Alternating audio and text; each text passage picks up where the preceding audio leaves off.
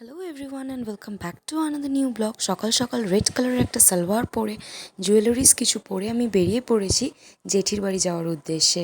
আর এই হচ্ছে রেমালের উৎপাত, যেটার জন্য সবাই অতিষ্ঠ। যাই হোক, তোমরা কেমন আছো সেটা কিন্তু অবশ্যই আমাকে কমেন্ট বক্সে জানিও। জ্যাঠারা নতুন বাড়ি করেছে, সেটার উদ্দেশ্যেও আসা, আর তার সাথে একটা স্পেশাল কারণে জ্যাঠার বাড়িতে এসেছিলাম।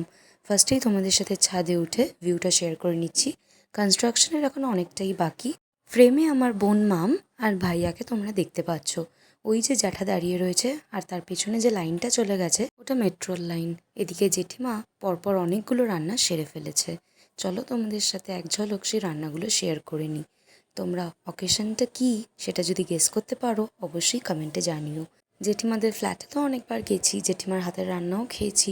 খুব সুস্বাদু প্রত্যেকটা রান্না, আর খুব আদর যত্নে বানিয়েছিল।